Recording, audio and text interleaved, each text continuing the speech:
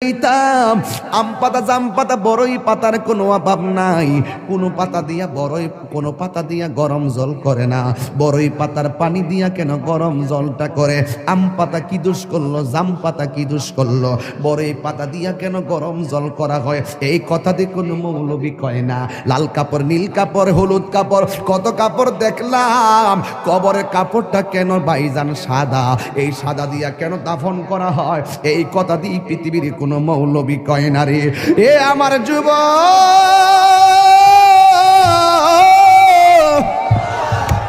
কি দিয়ে বুঝাবো কবরটা কেমন ডেঞ্জারাস?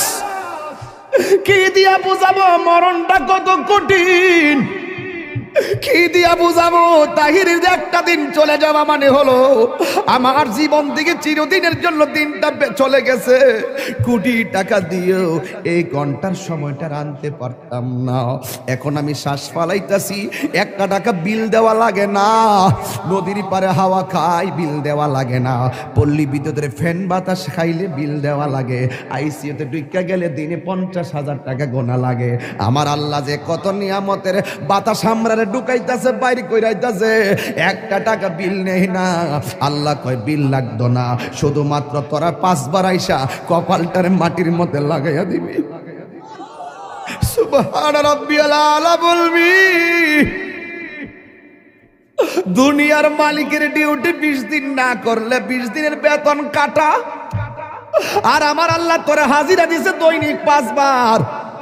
1 মাসও হাজিরা দেও না, 2 মাসও দেও না, মাঝে মাঝে সিটারি হাজিরা দাও। কিন্তু আমার আল্লাহ ইচ্ছা করলে তোমার গলার মধ্যে কাটা লাগাইয়া আমার আল্লাহ রিজিকটারে বন্ধ করে দিতে পারে। এরপরও আমার আল্লাহ রিজিক বন্ধ করে না কেন জানো নি? কারণ হলো আমার আল্লাহ কয় আমি আল্লাহ তোরে মায়া কইরা বানাইছি, মায়া লাগে। আপনি আল্লাহরে বলবেন আল্লাহ, আল্লাহ গো, আল্লাহ গো। এই দুনিয়ায় বিপদে পড়লে কত মানুষ তোরে সহযোগিতা করে, কিন্তু হাসরের ময়দানে কেউ কাউকে চাইবে না। আমার আল্লাহ জবানটারে বন্ধ কইরা আল্লাহ ওই হাতের সাক্ষী হাত দিবে, পায়ের সাক্ষী পা দিবে। কিছু কিছু মানুষ আমলনামা নেওয়ার জন্য পাগল হয়ে যাবে। আল্লাহ এই আযাব আর সহ্য হয় না, তাড়াতাড়ি ওই তো জান্নাত দাও নাইলে জাহান্নাম দাও, তাড়াতাড়ি আমরা আমলনামা দাও। আল্লাহ বলবে ও ফেরেশতা, এ যখন তাড়াতাড়ি করে তার হাতটারে পেটের ভিতরে ঢুকাই দে। এবার বাম হাতটার পেটের ভিতরে ঢুকাইয়া এই হাতটারে পিছন দিক দিয়ে বাইর করবে। ওই বান্দা বলবে আল্লাহ তোমার কাছে আমলনামা চাইছি, তুমি কেন হাতটার পেটের ভিতরে এত কষ্ট করে ঢুকাইয়া দিলা? আমার তো নারী বুড়ি ছিঁড়া গেছে, এই হাতটারে পিছন দিক দিয়ে বাইর করলা। আল্লাহ বলবে তুই না আমলনামা চাইছস, তাহলে পিছন দিক দিয়ে তাকায়া দেখ। এবার ডাক দিয়ে বলবে আল্লাহ আমি তো তাকাইতাম পারি না, পিছনে কি দিছো আমি তো দেখি না। আল্লাহ বলবে ও ফেরেশতারা, ও কি আমলনামা দেখতে চায়, গাটটারে ভাঙ্গা দে। এবার গাটটা ভাঙ্গা পিছন দিক দিয়ে ফিরাইয়া দিব, তাকায়া দেখবো তার হাতের মধ্যে জাহান্নামের টিকিট। হায় রে, অনেক মানুষ আল্লাহর কাছে হাসরের মাঠে পানি চাইব।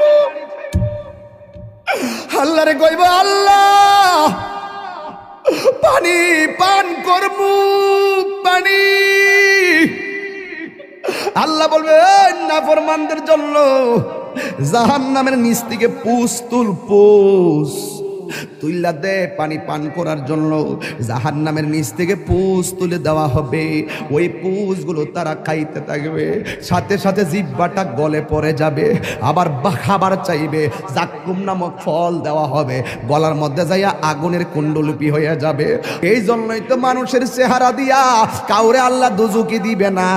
এই জায়গার মধ্যে পশু পাখির চেহারা লাগাইয়া দোজখে দিবে, কারণ এই চেহারাটা হলো আল্লাহর কুদরতি রহস্য। কথা বলেন ঠিক কিনা? মানুষ হলো আল্লাহর রহস্য। ও যুবক, এই মানুষই আল্লাহ দুনিয়ার দিকে নিব। কত বাহানা কইরা নেয়, ইমানদারের রূহটা যেই মাত্র নিয়ে যাবে আল্লাহ একটা ফেরেশতারে ডাক দিয়ে বলবে ফেরেশতা জান্নাত থেকে একটা সাদা কাপড় ল। একটা সাদা কাপড় লইব, সাদা কাপড় লইয়া বলবে ইমানদারের কাছে যাও। রূহটা আজরাইলে বের করার সাথে সাথে ওই রূহটারে তুমি কাফন দিয়া বাইন্ডিং কইরা ফেলাইবা। ও যুবক, এমন ভাবে রূহটারে বাইন্ডিং বাইন্ডিং করব, এমন ভাবে বাইন্ডিং কইরা আসমান দিকে উড়াইয়া লইয়া যাইব, দেখতেই তো বড় ভয় লাগে। এমন ভাবে বুঝি তাহিরিরে বাইন্ডিং করব, এমন ভাবে বুঝি আপনারে বাইন্ডিং করব, দেখলই তো কেমন জানে লাগে, দেখলই তো কেমন জানে লাগে। এইভাবে বুঝি আমার বাইন্ডিং করব। আল্লাহ বলে আজরাইল, হো আজরাইল রুহুটা লো, আবার কো জান্নাতের ফেরেশতা আমার ইমানদারের রুহুটারে জান্নাতের সাদা কাপড় দিয়া বাইন্ডিং কইরা ফেলাইবি। এবার ফেরেশতা এসে বাইন্ডিং করে কইরা আসমানের দিকে একটা উড়াল মারে, এবার আসমানে যায়। প্রথম আকাশের ফেরেশতা কই, ও ফেরেশতা যাওয়ার সময় দেখছি তোমার কোনো গ্রাণ নাই, কিন্তু এখন কোথায় থেকে খুশবু আসতেছে? কই এটা হইলো কথার কথা বলতেছে আর কি, যদি বাড়ি উড়ার ইমানদার হয় এমনে বলবে এটা হইলো বাড়ি উড়ার ইমানদারের রুহু লইয়া যাইতেছি।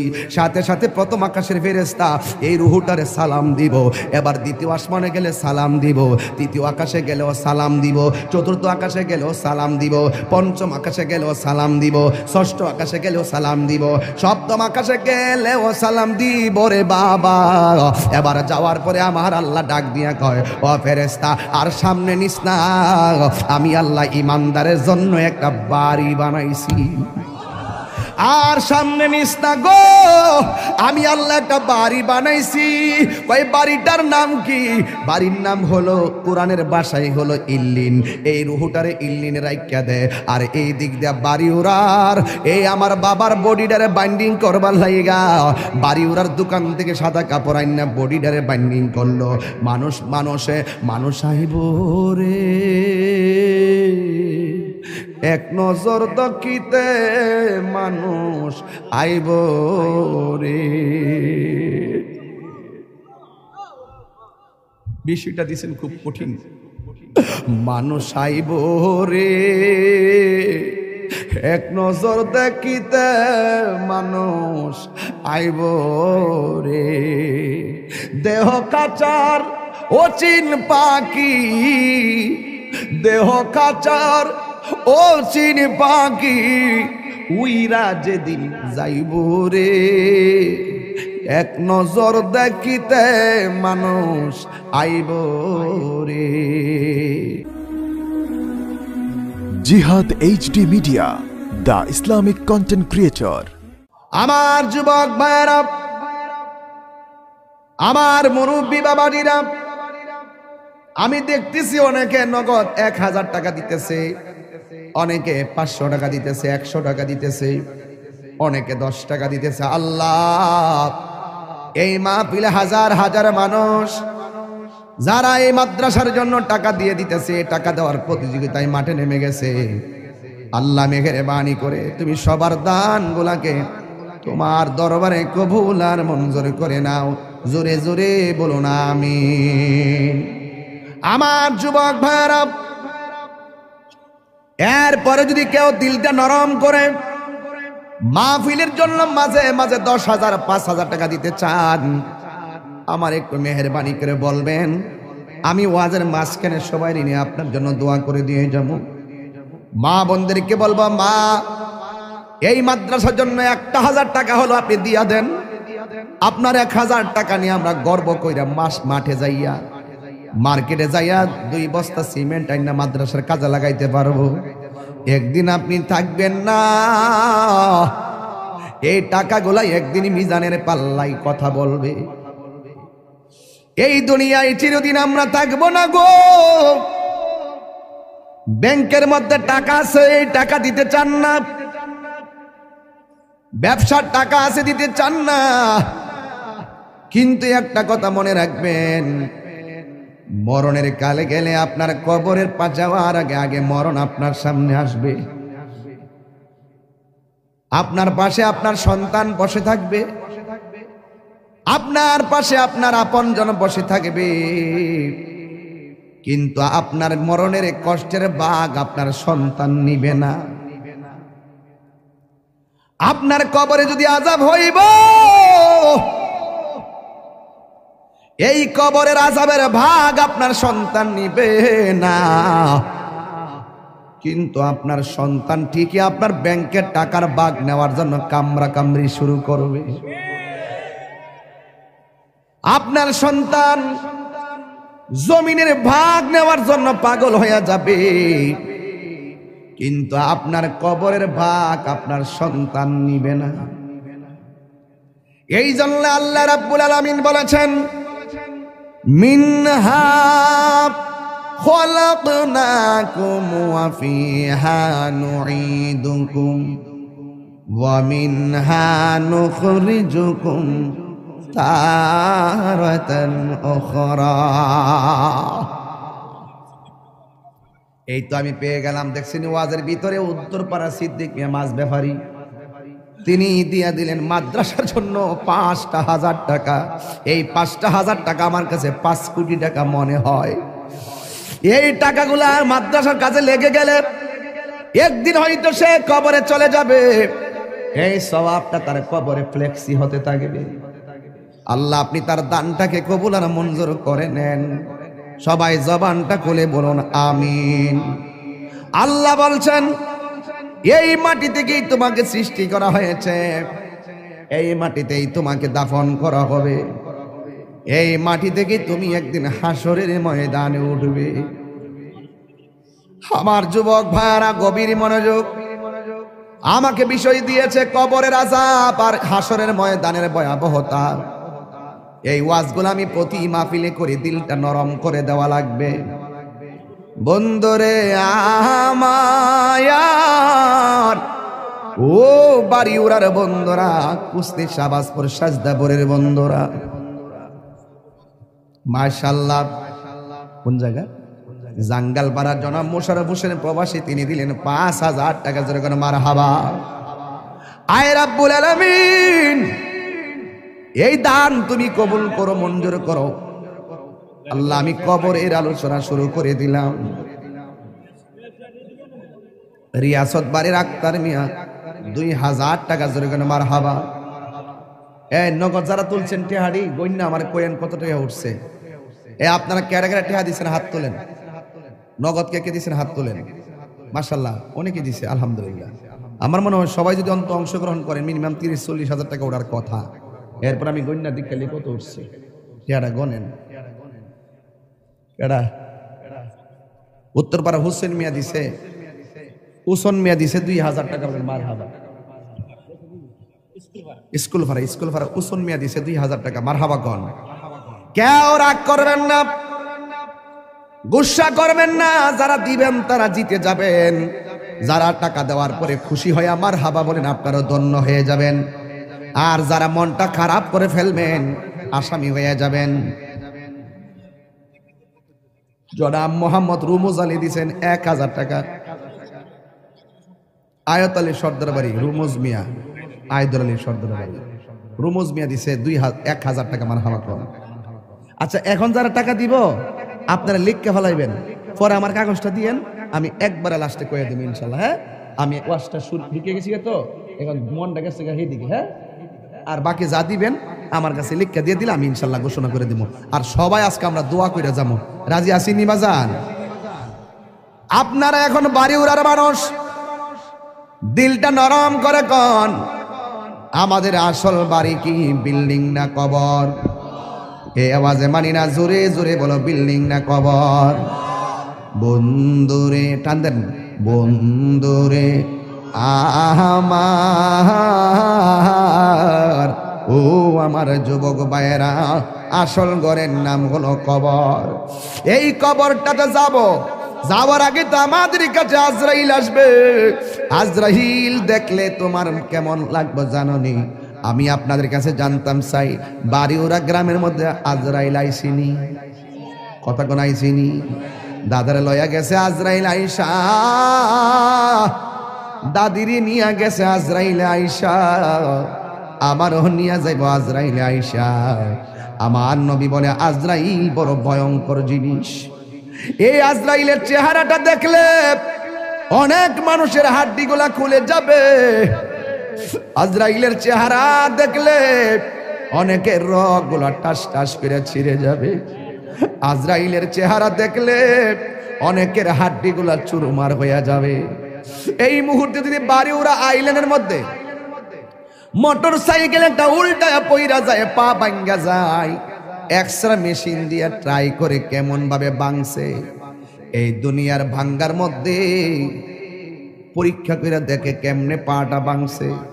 কিন্তু আজরাইলের থাবাই যে তোমার হাড্ডি চুরমার হয়ে যাবে, এটা ধরার মতন কোনো মেশিন এখন আবিষ্কার হয় নাই। যেমন ভাবে হায়াত কিনার ফ্যাক্টরি এখনো আবিষ্কার হয় নাই। কথা বলেন ঠিক কিনা? আমার যুবক ভাইয়েরা, আমার নবী বলেন আজরাইল দেখলে বেঈমানগুলো এমন পাগল হয়ে যাবে, তার পাশে তার সন্তান বসে থাকবে, তার পাশে তার আপনজন বসে থাকবে, কিন্তু তার কষ্টের ভাগ তার স্ত্রীও নিবে না, তার কষ্টের ভাগ তার আম্মাও নিবে না। এই জন্যই তো আমার নবী বলেছেন পৃথিবীর মধ্যে মানুষের দুইটা সিস্টেম, একটা হলো বেঈমানের জিন্দেগি, আর একটা হলো ইমানদারের জিন্দেগি। বেঈমানের জিন্দেগি করলে আজরাইলে তাবা খাইয়া রক্তগুলা পানি পানি হইয়া যাইব, পানি পানি হইয়া যাইব, মনের দুঃখ বলার কোনো জায়গা থাকবে না। কিন্তু যদি ইমানদার হতে পারো, ইমানদার হইলে তোমার কাছে আজরাইল আসবে, আয়সা ঘরের দরজার মধ্যে আজরাইলে তোমারে সালাম দিব, জোরে জোরে কি আল্লাহু আকবার বলা যাবে না? যুবক, আজরাইল আয়সা তোমারে সালাম দিয়া বলবে আল্লাহ আমারে পাঠাইছে আপনার হায়াতের জিন্দেগি শেষ দিকে, এখন আপনার রূহটা নিয়ে যাবো। ইমানদার বলবে আজরাইল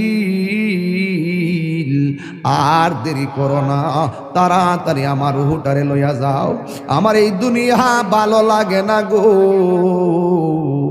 আর দুনিয়া সিজনুল মুমিনিন, দুনিয়াটা হলো মুমিনের জন্য জেলখানা। বেঈমানরা মনে করে এই দুনিয়াটা হলো একমাত্র বালাখানা। ইমানদার ডাক দিয়া বলবে ও আজরাইল, আমার রূহটারে তাড়াতাড়ি লইয়া যাও, এই দুনিয়ায় আমার ভালো লাগে না। এবার ইমানদারকে আজরাইল বলবে ঠিক আছে আপনি প্রস্তুতি নেন। এবার আজরাইল বলবে তোমার রূহটার আমি মুখ দিয়া নিতেছি। ইমানদার বলবে এই মুখ দিয়া রূহ নিতে দিব না, কারণ এই জবান দিয়ে আমি আল্লাহর জিকির করেছি, তাইলে তোমার রূহটা আমি কান দিয়া নিয়ে যাব। ইমানদার বলবে না, কান দিয়া নিতে দিব না, এই কান দিয়ে আমি আল্লাহর জিকির শুনেছি। আজরাইল বলবে ও ইমানদার, তোমার চোখ দিয়া রূহ নিয়ে যাবো।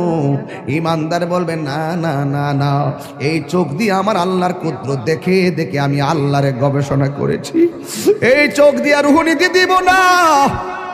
আল্লাহ ডাক দিয়া বলবে আজরাইল, আজরাইল বলবে আল্লাহ তোমার প্রেমিকে মুখ দিয়ে রূহ নিতে দেয় না, তোমার প্রেমিকে কান দিয়া রূহ নিতে দেয় না, তোমার প্রেমিকে চোখ দিয়া রূহ নিতে দেয় না। আমার আল্লাহ বলে আজরাইল,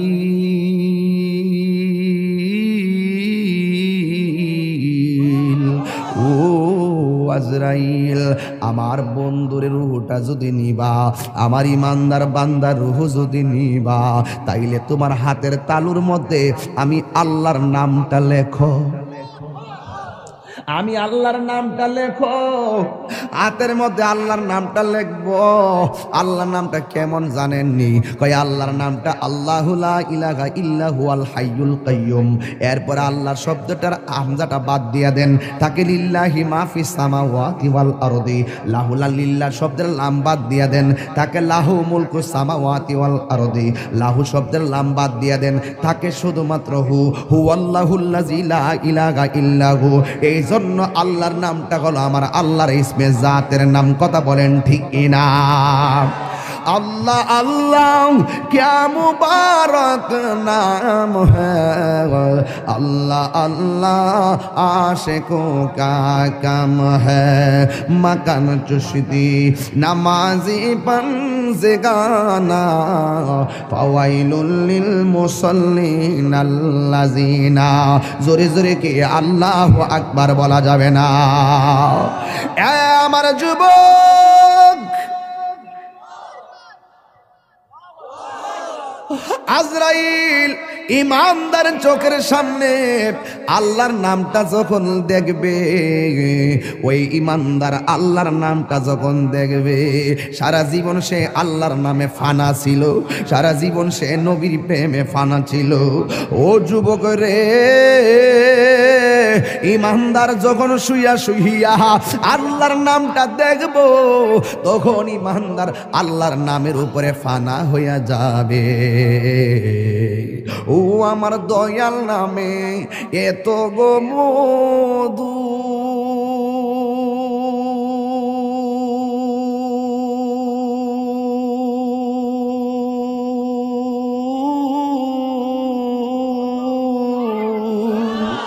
ভোরে আমরা রে কয়রাছে এ জাদু গো,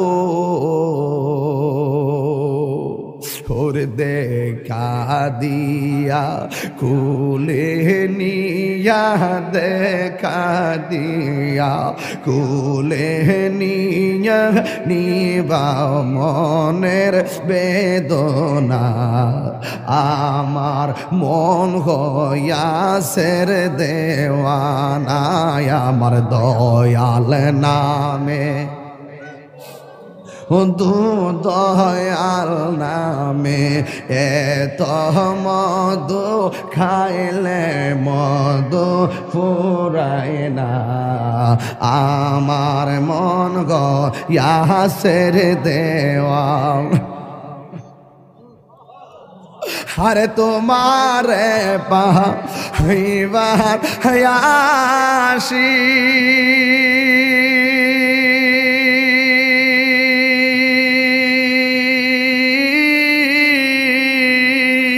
ঘুরতেছি কাঙালের বেশে গো, ওরে মরণ কালে দেখা দিয়া, মরণ কালে দিয়া নিবা ইয় যাত না, আমার মন হইয়াছে রে দেওয়া না, দয়ালে নামে এত মধু, দয়াল নামে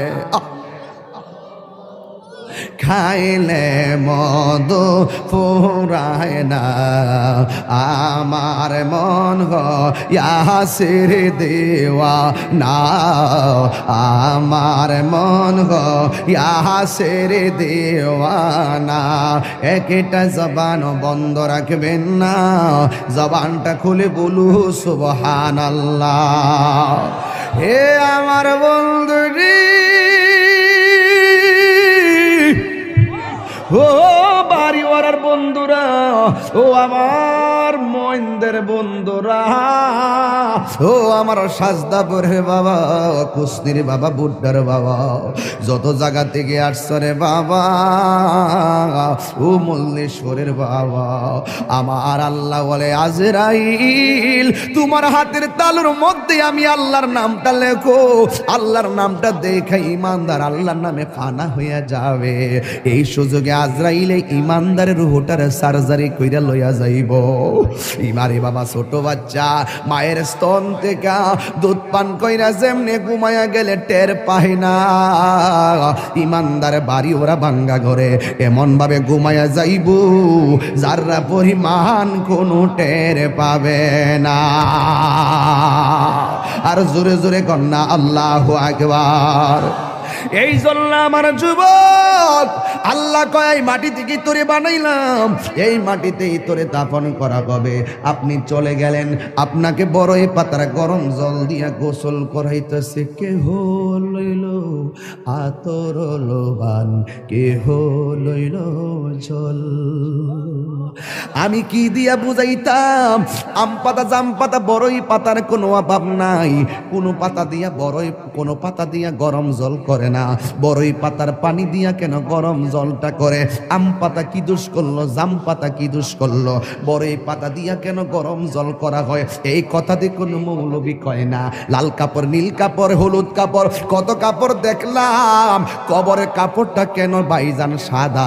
এই সাদা দিয়া কেন দাফন করা হয়? এই কথা দিয়ে পৃথিবীর কোনো মৌলবি কয় না রে। এ আমার যুবক,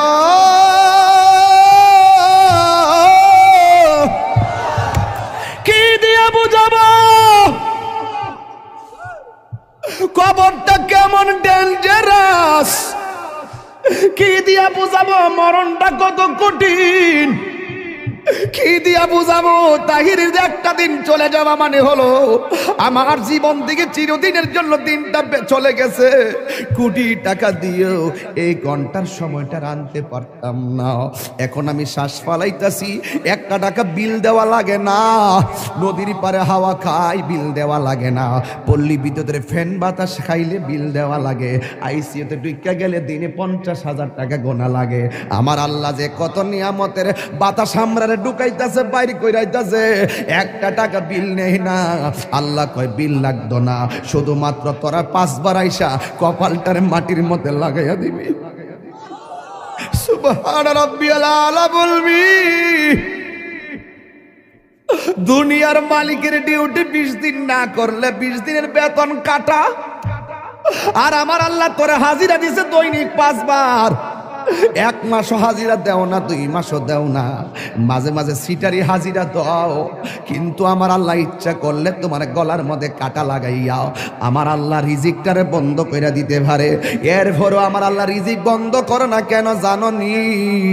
কারণ হলো আমার আল্লাহ কয় আমি আল্লাহ তোরে মায়া কইরা বানাইছি, মায়া লাগে। আল্লাহ ডাক দিয়ে কয় আল্লাযী خلقك فسواك فعدلك في أي صورة ما شاء ركبك। আমার আল্লাহ তোরে সুন্দর নমুনায় বানাইছি। এই জন্য আমার আল্লাহকে খলাকতু বিয়াদাইয়া, আল্লাহ এই চেহারাটারে নিজের হাতে বানাইছে। আল্লাহ বলে মিনহা খলাকনাকুম, আমি এই মাটি থেকে তোরে বানাইছি, মানে আদমরে বানাইছে। আদম হলো ডাইরেক্ট মাটি দিয়া তৈয়ার, আমরা কইলাম মা বাবার নুতফা দিয়া তৈয়ার। বন্ধুরে আমার এই চেহারাটা ডাইরেক্ট আমার আল্লাহ নিজের হাতে বানাইছে। এই জন্যই তো মানুষের চেহারা দিয়া কাউরে আল্লাহ দুজকি দিবে না। এই জায়গার মধ্যে পশু পাখির চেহারা লাগাইয়া দোজকে দিবে, কারণ এই চেহারাটা হলো আল্লাহর কুদরতি রহস্য। কথা বলেন ঠিক কিনা? মানুষ হলো আল্লাহর রহস্য। ও যুবক, এই মানুষই আল্লাহ দুনিয়ার দিকে নিব। কত বাহানা কইরা নেয়। ইমানদারের রূহটা যেই মাত্র নিয়ে যাবে, আল্লাহ একটা ফেরেশতারে ডাক দিয়ে বলবে, ফেরেশতা জান্নাত থেকে একটা সাদা কাপড় ল। একটা সাদা কাপড় লইব, সাদা কাপড় লইয়া বলবে ইমানদারের কাছে যাও। রুহুটা আজরাইলে বের করার সাথে সাথে ওই রুহুটারে তুমি কাফন দিয়া বাইন্ডিং কইরা ফালাইবা। ও যুবক, এমন ভাবে রুহুটারে বাইন্ডিং করব, এমন ভাবে বাইন্ডিং কইরা আসমান দিকে উড়াইয়া লইয়া যাইব, দেখতেই তো বড় ভয় লাগে।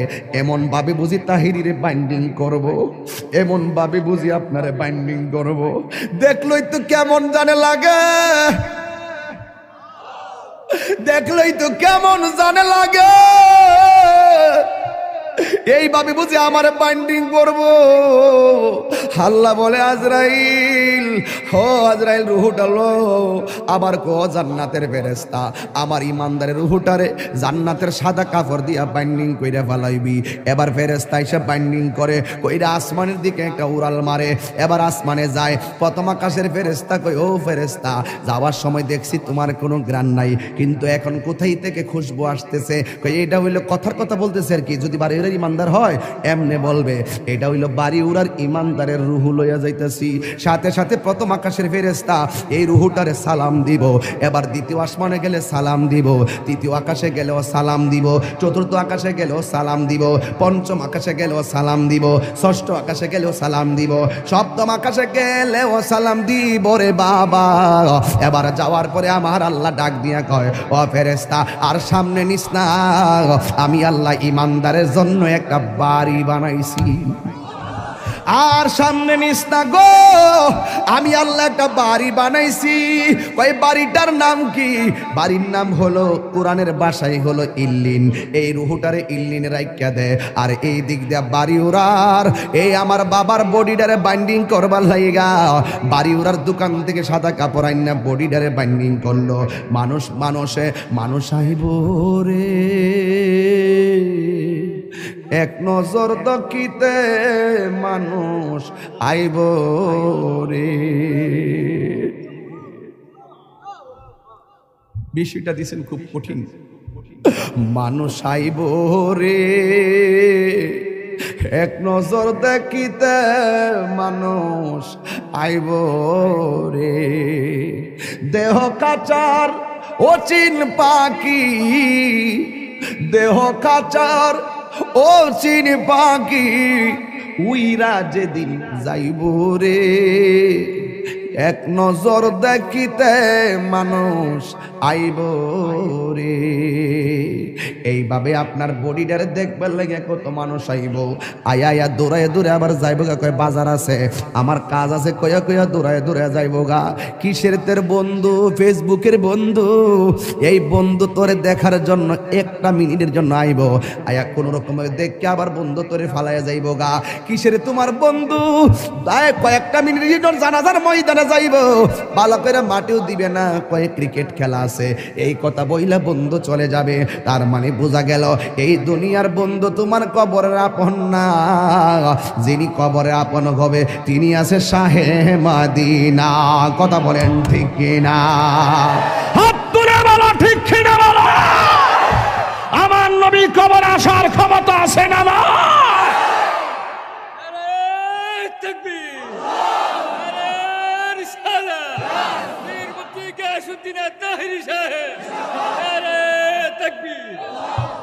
আল্লাহু আকবার বলেন। এবার ইমানদারের রুহু হলো ইল্লিনে, বডি হলো বাড়িউরা। ইমানদারের রুহুরে বাইন্ডিং করে লইয়া গেছে জান্নাতের কাপড় দিয়ে আমার আল্লাহ, আর ই বাড়িউরার ইমানদারের বডিটারে বাইন্ডিং করবার লাগে বাড়িউরার কাপড় আইনা কবর লইয়া যেতেছে।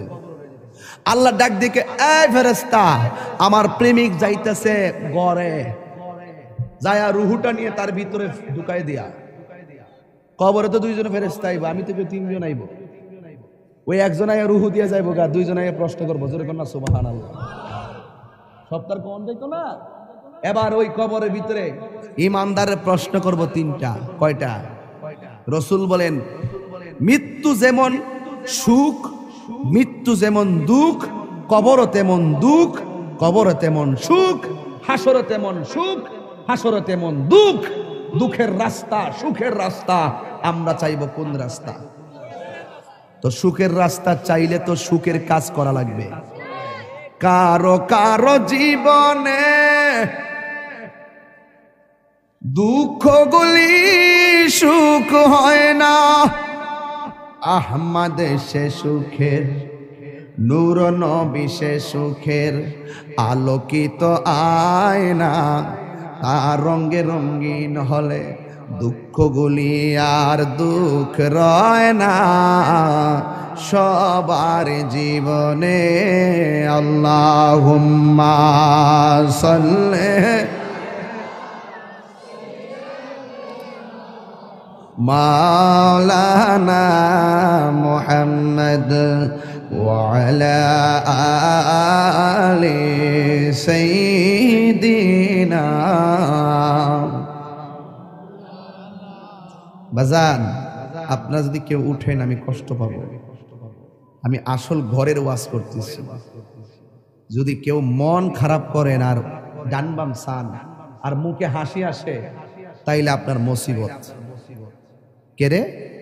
আসল ঘরে না। রাসূল বলছেন কবর হইল আখিরাতের প্রথম মঞ্জিল। ওই প্রথম মঞ্জিলের কথা বলতেছি। আর আপনি যদি ফেসবুক চালানো ওয়াজে বসে বসে, সেটা দুঃখজনক। আমার দিকে তাকান, কবরে সুখ আছে কিনা? রাসূল বলেন বেনামাজের জন্য কবরে তিনটা শাস্তি। আমাদের খলিল রেজা সাহেব এখানে নামাজ পড়ান, ভালো আলেম। আমার বড় কষ্ট হয়, আল্লাহ রাসূল এই কথাটাই বলছিলেন, মসজিদে যখন জামাত হয়, আমি যখন দেখি কেউ ঘরে বসা, আমার মনে চায় তার ঘরটারে আমি আগুন দিয়ে জ্বালাই দিই। আমার খুব ব্যথা লাগে যখন মসজিদে জামাত হয়, আপনি দোকানে আড্ডা দেন, মনে হয় যেন কবরে শুধু আমরাই যাবো, আপনারা যাইতেন না। রাসূল বলেন কবরে বেনামাজির জন্য তিনটা শাস্তি, লিখে রাখেন। নাম্বার 1, কবরে দেওয়ার পরে দুই পাশের মাটি দুই প্রান্তে চলে যাবে। এই ছেলে, এই বসো।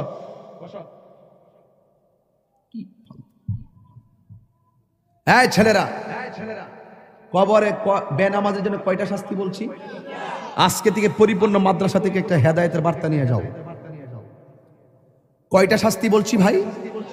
নাম্বার 1, কবরে লাশ দেওয়ার পরে দুই পাশের মাটি দুই প্রান্তে চলে যাবে।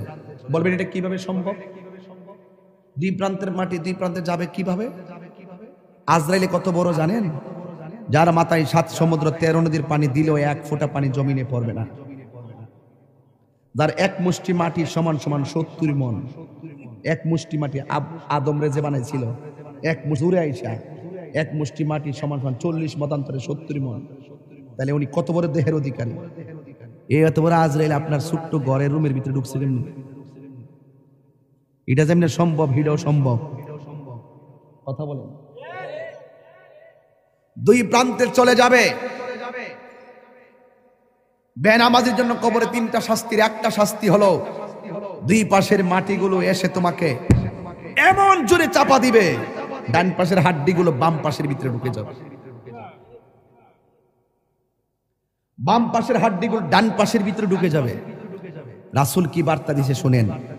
আল্লাহর হাবিব বলছেন ওই সময় সে একটা চিৎকার যে দিবে, এই কান্নার আওয়াজ যদি তার পরিবার পরিজন দুনিয়ার মানুষ শুনতো, তাহলে ওই মানুষটার কানের পর্দা ফেটে সাথে সাথে মারা যেত। আল্লাহ! বিকট আওয়াজ হবে।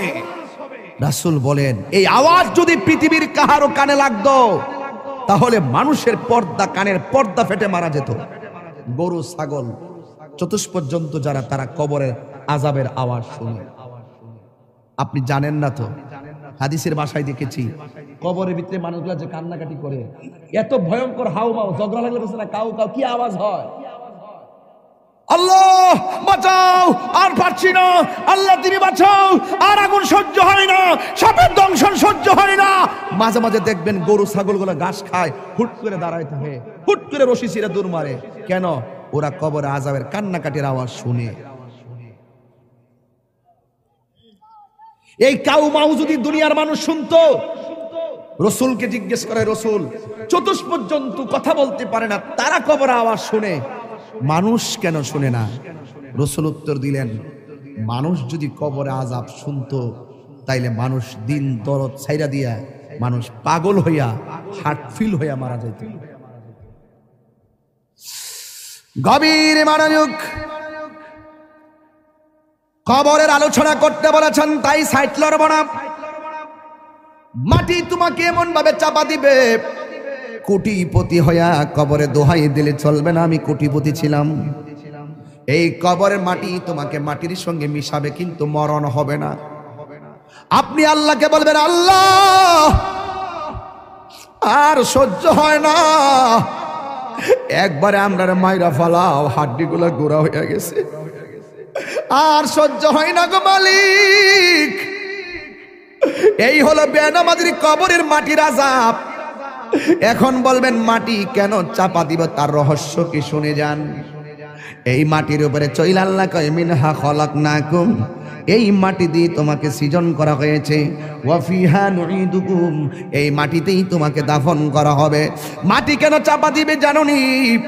এই মাটির উপরে চলে চলে তুমি আল্লাহর সঙ্গে নাফরমানি করেছো, এই জন্য মাটি তোমাকে চাপা দিয়ে মাটি প্রতিশোধ নিবে। এই জন্য যুবক, রাত্রে গুনাহ করতে গেলে খেয়াল কইরো কবর আযাবের কথা, উপেনে গুনাহ করতে গেলে আল্লাহর কথা চিন্তা কইরো। কেউ জানে না, একজন জানে সব কথা, জবানটা খুলে বলুন তিনি কে? বেনামাজির জন্য প্রথম শাস্তি হলো কবরের মাটির চাপ। এখন বলবেন হুজুর 2 নম্বর শাস্তি কি? 2 নম্বর শাস্তি হলো কবরে দেওয়ার পরে জাহান্নামের আগুনের একটা উত্তাপ দেওয়া হবে। এই উত্তাপটা দুনিয়ার আগুনের 70 গুণ বেশি তাপ হবে। আল্লাহরে বলবা, আল্লাহ আর সহ্য হয় না, বাঁচাও। কিন্তু ওই জায়গার মধ্যে আগুন নিভাবার কোনো ফায়ার সার্ভিস নাই। এই মুহূর্তে তাহিরের উপরে যদি আক্রমণ আসে, কিছু লোক হলেও আপনারা আমার পক্ষে কথা বলবেন। খলিল সাহেবের উপরে আক্রমণ আসলে কিছু লোক হলেও আপনারা কথা বলবেন। বাড়ি ওরা যদি, একটা বংশের নাম কোনচান দিয়ে চেয়ারম্যান সাহেব, চেয়ারম্যান সাহেবের বাড়িতে যদি আগুন লাগে, বা আমার বাড়িতে আগুন লাগলে পাশের বাড়ির মানুষকে আগুন নিভাতে যাবে না ভাই? যাবে না? যাবে না? আমার বাড়িতে আগুন লাগলে পাশের বাড়ির মানুষ আগুন নিভাতে যাবে, কিন্তু ঘরের পাশে কবরে আগুন দাউ দাউ করে জ্বলতেছে, আগুন নিভাইবার কোনো ব্যবস্থা আসেনি রে বাবা। এই জন্য বেনামাজির কবরে আগুন ধরে দিবে, অবস্থা ভয়াবহ হবে। 3 নম্বর বেনামাজির কবরে 3 নম্বর শাস্তি হলো, বেনামাজির কবরে একটা সাপ ঢুকবে, যেই সাপের দাঁতগুলো হবে 70 গজ লম্বা, চোখগুলো হবে দুনিয়ার আগুনের চাইতে 70 গুণ লাল। ওই সাপটার মাথায় থাকবে মহিলাদের চুলের গোছার মতন চুল। ওই সাপের গায়ের মধ্যে দুর্গন্ধ থাকবে। আমরা একটা সাপের দুর্গন্ধ সহ্য করতে পারি না, নাকে ধরে যাই, লাশের গন্ধ সহ্য করতে পারি না, কিন্তু ওই সাপের গায়ের মধ্যে এমন দুর্গন্ধ থাকবে গো, এই সাপের দুর্গন্ধ যদি কাহারো নাকের মধ্যে লাগতো, ওই মানুষটা কলেরা হইয়া সাথে সাথে মারা যাইতো। এমন দুর্গন্ধ সাপ কবরে ঢুকাইয়া দেওয়া হবে। ও তাহিরি হুজুর, এই সাপটা কতটুকু লম্বা? বুখারী শরীফের হাদিস খুললা দেখেন, এই সাপের দৈর্ঘ্য হলো 450 কিলোমিটার লম্বা। এমন বিষাক্ত সাপ তোমার পায়ের মধ্যে সুবল দিবে না, তোমার কপালের মধ্যে সুবল দিবে না। কারণ মানুষের বডির ভিতরে কোন দিক দিয়ে শয়তান মানুষের ভিতরে ঢুকে জানেননি? কান দিয়া ঢুকে না, নাক দিয়া ঢুকে না, চোখ দিয়া ঢুকে না, শয়তান মানুষের ভিতরে প্রবেশ করে নাভি দিয়া, নাভি দিয়া। এই জন্য ওই শয়তানের পাল্লাই পইরা যারা নামাজ চাইরা দিছ, ওই সাপটা তোমার নাভির মধ্যে এমন জোরে 70 গজ দাঁতটা বসাইয়া দিয়া বডিটারে আলাদা কইরা 70 গজ মাটির নিচে নিয়ে ঢুকাইয়া দিবে। আপনি বলবেন আল্লাহ আর সহ্য হই না গো। ও যুবক, পায়ে হাত দিয়া বইলা যায়, নামাজ ছাড়লে আল্লাহ বড় অসন্তুষ্টি হইয়া যায়। একদম মুসা নবীর কাছে একটা মহিলা আসলেন, আয়েশা বলতেছে, মুসা নবী গো, আমি এমন গুনাহ করছি, আল্লাহর কাছে 100 বার ক্ষমা চাইলে মনে হয় কেন জানে আল্লাহ ক্ষমা করবে না। আমি এত তওবা করি, চোখের পানি ফেলায়া কান্দি গো মুসা নবী। আপনারা আওয়াজ করে বলেন, মুসা নবী কি নরম নবী না গরম নবী?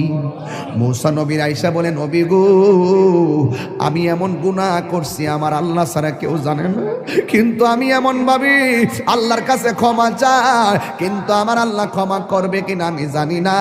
কেন জানে মনে হয় আমার আল্লাহ আমাকে ক্ষমা করবে না।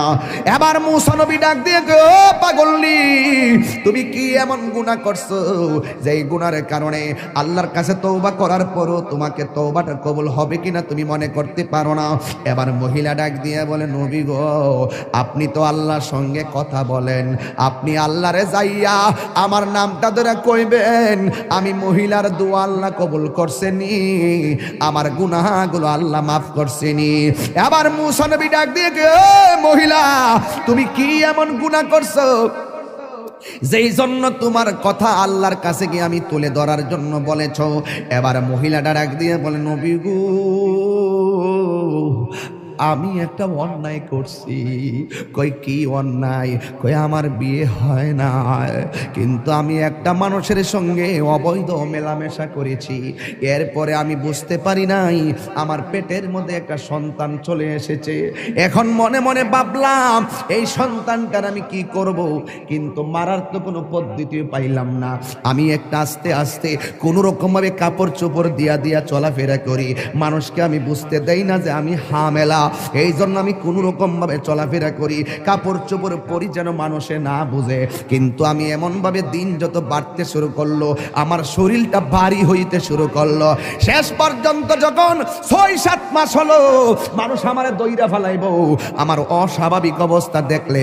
এরপর আমি জঙ্গলে জঙ্গলে যায়া যায়া ঘুরছি যেন মানুষ আমারে ধরতে না পারে।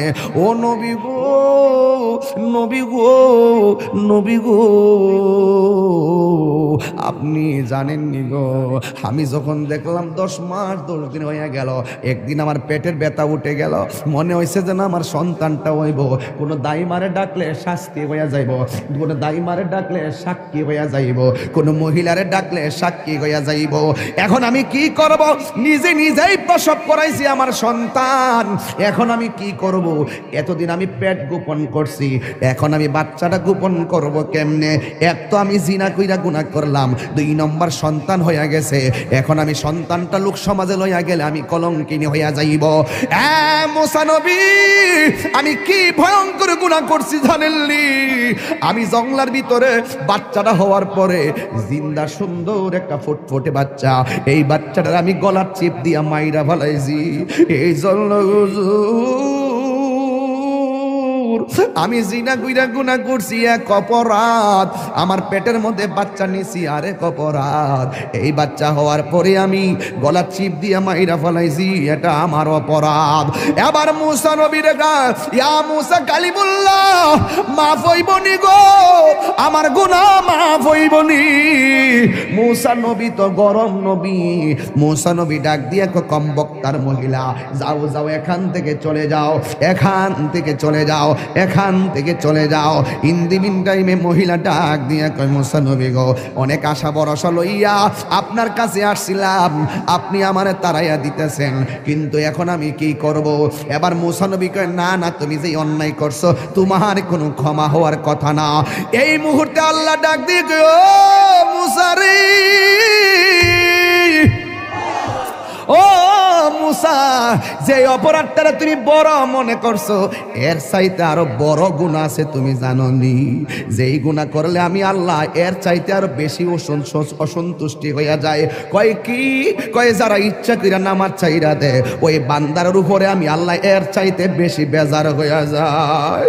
এই জন্য যুবক, কবরের শাস্তি বড় ভয়ঙ্কর। নামাজের শাস্তি 3টা। 1 নম্বর কবরটা হয়ে যাবে সংকুচিত, 2 নম্বর কবরে সাপ আসবে, 3 নম্বর কবরে আগুন ধরাইয়া দেওয়া হবে। যদি তুমি ইমানদার হইতে পারো তাইলে তোমার কবরের মধ্যে আবার 3টা শান্তি। 1 নম্বর হইল তোমার কবরের ভিতরে আমার আল্লাহ জান্নাতের বিছানাটা পাঠাইয়া দিবে। 2 নম্বর হলো এই কবরে শোয়ার পরে ডান দিকে তুমি তাকাইলে একটা নূরের বাতি দেখতে পারবা। তুমি জিজ্ঞেস করবা, ও নূরের বাতি, তুমি কোথায় থেকে আমার কবরে আলো দাও? কয়, আমারে চিনো না, আমি হইলাম দুনিয়ার তোমার 5 ওয়াক্ত নামাজ আর নেক আমল। এবার ইমানদার বাম পাশে তাকাবে, তাকাইয়া দেখবে আর একটা নূরের বাতি দেখা যায়। ইমানদার বলে, তুমি কে গো? কয়, আমারে চিনো না, আমি হইলাম সেই আলো, আমার আল্লাহ আমারে পাঠাইছে। আমি সূর্যের আলো না, আমি চাঁদের কোনো আলো না। তুমি যে দুনিয়ায় কোরআন তেলাওয়াত করেছো, তোমার কোরআন তেলাওয়াতটা আমি আল্লাহ রাব্বুল আলামিন, আমি তেলাওয়াতটাকে আমার আল্লাহ তোমার কবরের ভিতরে আলো বানায়া পাঠাইছে, তোমার কবরের অন্ধকার দূর কইরা দেওয়ার জন্য। জোরে জোরে কি আল্লাহু আকবার বলা যাবে না? তার মানে প্রমাণ হয়ে গেল, মৃত্যু যেমন দুঃখ আছে, মৃত্যু যেমন সুখ আছে, কবরও তেমন সুখ আছে, কবরও তোমার দুঃখ আছে। এই কবর থেকে তুমি একটা ময়দানে উঠবা, ওই ময়দানটার নাম হলো হাসরের ময়দান। জোরে জোরে কি আল্লাহু আকবার বলা যাবে না? ওই ময়দানে তুমি এমনি উঠবা না, উলঙ্গ অবস্থায় উঠতে হবে। আয়েশা সিদ্দিকা ডাক দিয়ে কয়, ইয়া রাসূলুল্লাহ, একটা আওয়াজ দিবেন যে আওয়াজটা মাহফিল আজকে হয় নাই।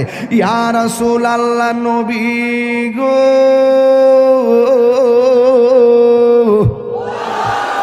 ইয়া রাসূলুল্লাহ, আপনি যে বললেন এই কবরস্থান থেকে, কবর থেকে মানুষে হাসরের ময়দানে উলঙ্গ অবস্থায় উঠবে, একজনে লজ্জাস্থান তো আরেকজনে দেখা ফালাইব। ইয়া রাসূলুল্লাহ নবী, একজনে লজ্জাস্থান তো আরেকজন দেখা ফালাইব। আমার নবী বলে, আয়েশা, ও আয়েশা রে, একজন আরেকজনে লজ্জাস্থান দেখবো তো দূরের কথা, কবর থেকে ওঠার সময় কাটটা ভাঙ্গা হাসরের ময়দানে উঠবো, 8 বিঘা দুপুরে সূর্য থাকবো, কেউ কাহার দিকে তাকাইতে পারবে না। বন্ধুরে আমার, ও বাড়ি ওনার বাবারা, ওই হাসরের ময়দানে আমার নবী বলেন, এই পৃথিবীতে একজন পয়গম্বর এই হাসরের ময়দানে সর্বপ্রথম জান্নাতি কাপড় পরে উঠবে, ওই তিনির নাম হলো রাহমাতাল লিল আলামিন। আর জোরে জোরে কন্যা আল্লাহু আকবার। এই জন্য যুবক ভাইয়ের আমার, আল্লাহ রাব্বুল আলামিন কুরআনুল কারীমের মধ্যে সুন্দর করে ইরশাদ করেছেন, কুল্লু মান আলাইহা ফান, এই পৃথিবীর সব ধ্বংস হয়ে যাবে। ওয়াজহু রাব্বিকা যুল জালালি ওয়াল ইকরাম, যিনি ছিলেন তিনি আছেন তিনি থাকবেন, সেই মনিবের নাম আল্লাহ। তিনি হাসরের ময়দানে বলবেন লিমানিল মুলকুল ইয়াউম, আজকে রাজত্ব কার? ওই দিন আমার আল্লাহ রাজত্ব প্রকাশ পাবে ভালো কইরাই। ওই দিন আমার আল্লাহ দুইটা রং ধারণ করবে, একটা রং হলো কাহার আর একটা হলো রহিম। কাহার যখন হবে আল্লাহর সামনে আদম নবী কথা বলতে পারবে না, ইব্রাহিম নবী কথা বলতে পারবে না, কিন্তু আমার আল্লাহ কাহার হবে। হাসরের ময়দানে মানুষ আল্লাহর কাছে বড় পেরেশানি দেখাবে। আল্লাহর ডাক দিয়ে বলবে আল্লাহ, ও আল্লাহ, আজকের দিন কোন দিন? কারণ আমার নবী বলেছেন হাসরের ময়দানে কেউ থাকবে গিরা পানিতে, কেউ থাকবে হাঁটু পানিতে, কেউ থাকবে কোমর পানিতে, কেউ থাকবে গিরা পানিতে। এই পানিগুলা কিন্তু মেঘনা নদীর পানি না, এই পানিগুলা হলো নিজের গামের পানি। যার গুনাহ যেমন তার শরীরতে ঘাম ঝরবে তেমন। এই গরম পানি কেমন জানেননি? দুনিয়ার আগুনের চাইতে 70 গুণ গরম থাকবে সেই পানি।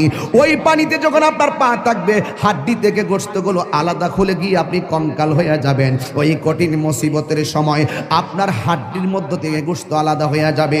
আপনি আল্লাহরে বলবেন আল্লাহ, আল্লাহ গো, আল্লাহ গো, এই দুনিয়ায় বিপদে পড়লে কত মানুষ তোরে সহযোগিতা করে, কিন্তু হাসরের ময়দানে কেউ কাউকে চাইবে না। আমার আল্লাহ জবানটারে বন্ধ কইরা আল্লাহ ওই হাতের সাক্ষী হাত দিবে, পায়ের সাক্ষী পা দিবে। কিছু কিছু মানুষ আমলনামা নেওয়ার জন্য পাগল হয়ে যাবে। আল্লাহ, এই আযাব আর সহ্য হয় না, তাড়াতাড়ি ওই তো জান্নাত দাও নাইলে জাহান্নাম দাও, তাড়াতাড়ি আমরা আমলনামা দাও। আল্লাহ বলবে ও ফেরেশতা, এ যখন তাড়াতাড়ি করে তার হাতটারে পেটের ভিতরে ঢুকাই দে।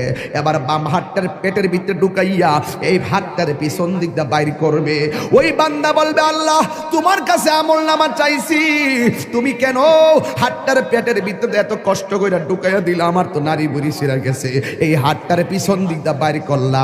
আল্লাহ বলবে তুই না আমলনামা চাইছস, তাহলে পিছন দিক দিয়ে তাকায়া দেখ। এবার ডাক দিয়ে বলবে আল্লাহ, আমি তো তাকাইতাম পারি না, পিছনে কি দিছো আমি তো দেখি না। আল্লাহ বলবে ও ফেরেশতারা, ও কি আমলনামা দেখতে চায়? গাটটারে ভাঙ্গা দে। এবার গাটটা ভাঙ্গা পিছন দিক দিয়ে ফিরাইয়া দিব, তাকাইয়া দেখবো তার হাতের মধ্যে জাহান্নামের টিকিট। হায় রে, অনেক মানুষ আল্লাহর কাছে হাসরের মাঠে পানি চাইব, আল্লাহরে কইব আল্লাহ পানি পান করমু, পানি। আল্লাহ বলবে নাফরমানদের জন্য জাহান্নামের নিচ থেকে পুষ তুল, পুষ তুইলা দে পানি পান করার জন্য। জাহান্নামের নিচ থেকে পুষ তুলে দেওয়া হবে, ওই পুষগুলো তারা খাইতে থাকবে, সাথে সাথে জিহ্বাটা গলে পড়ে যাবে। আবার খাবার চাইবে, জাক্কুম নামক ফল দেওয়া হবে, গলার মধ্যে যাইয়া আগুনের কুণ্ডলিপি হয়ে যাবে। আল্লাহরে ডাক দিয়ে বলবো আল্লাহ, তোমারে কইছি একটু পানি দাও, এমন পানি দিলা। আবার কিছু বান্দা বলবে আল্লাহ আমার আরো পানি দাও। আল্লাহ বলবে এই বান্দাগুলারে ওই পানিটা পান করাইয়া দে, যে এই পানি এক ফোঁটা পান করলে জীবনেও আর পানি তৃষ্ণা লাগবে না। এবার তাদেরকে হাউজে কাউসারে পানি পান করানো হবে। ওই বান্দারা বলবে আল্লাহ আমরাও তোমার বান্দা, তারাও তোমার বান্দা, তারাও তুমি আমরা তোমার রব জানি, তারাও তোমার রব জানছে। আল্লাহ আমরা পাইলাম জাহান্নামের পুজোরে পানি, ওরা কেন পাইলো হাউজে কাউসারের পানি? আল্লাহ বলবে ওরা কারা জানোস নি? এরা হইল আমার ওই সমস্ত বান্দা যারা দুনিয়ায় সেহরির টাইমে সেহরি খাইছে, সারাটা দিন গলাটা শুকাইয়া গেছে, এরপরও পানি পান করে নাই। দুপুর বেলা পেটের ক্ষুধা চৌচির হইয়া গেছি, এরপর পানি পান করে নাই, ভাত খায় না। এরা হলো আমার রোজাদার বান্দা, এরা আমার সন্তুষ্টির জন্য খাবার বিলাইয়া দিছে, এরপরও খাবার খায় নাই।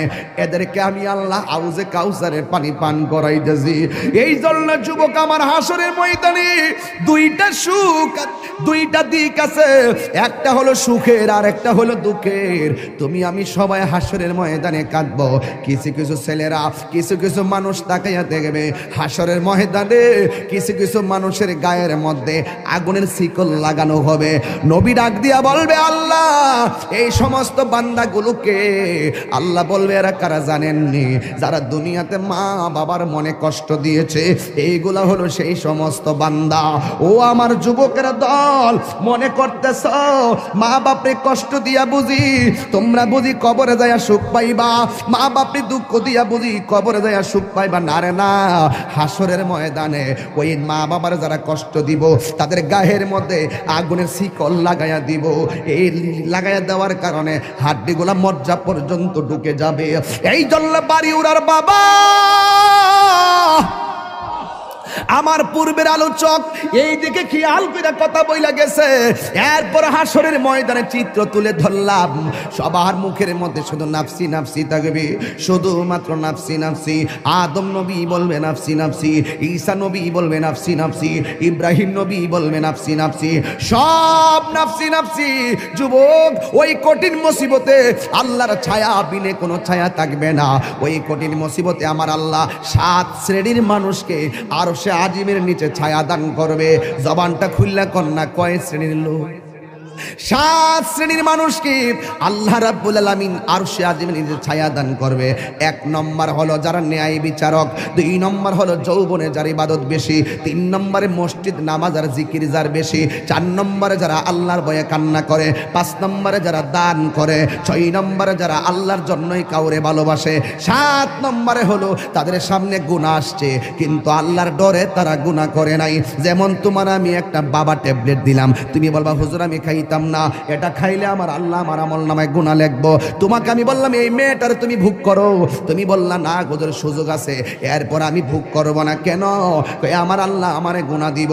আমার রাসূল বলেন যার চোখের সামনে গুনাহ 100% করার সুযোগ আছে, এরপর আল্লাহর ডরে গুনাহ করে না, এই সমস্ত বান্দাদের জন্য যেমন 1-3টা বন্ধু রাস্তা দিয়ে রওনা দিছে, হঠাৎ করে একটা গুহার ভিতরে ঢুকলো, মুখের মধ্যে একটা পাথর পড়ে গেছে, এই পাথরটার লড়াচড়া করে না। এবার বন্ধু 3 জন ভিতরে আটকা পড়ে গেছে, এই পাথরটা সরাইতেও পারে না। বন্ধুরে আমার, ও বাড়ি ওরার কষ্ট হচ্ছে আপনাদের? একটু জবানটা খুললে কেন আল্লাহু আকবার। বন্ধু কয়জন? আরো জোরে। কিসের ভিতরে আটকা পড়ছে? আহা, আমি তাহিরি আপনাদেরকে যা বলতেছি হেদায়েতের লক্ষ্যে ওয়াজ করতেছি। যদি মনে করেন যে আমি উড়াইল্লা ওয়াজ করতেছি, ভুল হবে। আমার ওই অনেকগুলো আয়াত, আমি আয়াত পড়বো মাঝখান দা, তো আয়াত যে ফিরে ওয়াজ করবো, এই ওয়াজ করাও তো আমার পক্ষে সম্ভব হইতে পারতেছে না। অনেকগুলো আয়াত আসছে যেগুলো নিয়ে আমি কথা বলার এখন পসিবল হচ্ছে না, সময়ও খুব বেঁধে দেওয়া সময়। তবে একটি কথা বলতে চাই, ওই গুহার ভিতরে যখন 3 জন ঢুকলো, ঢুকার পরে বলতেছে এখন কি করব, পাথর তো সরাতে পারি না, কি করব এখন? পাথরের ফাঁক নাই যে এই ফাঁক দিয়ে আমি কাউকে ডাক দিব, কেউ আসে আমাকে বাঁচাবে। আবার যদি কেউ ডাক দিতে না পারি, পাথর যদি সরাতে না পারি, তাহলে এটার ভিতরে আমাকে না খেয়ে মরতে হবে।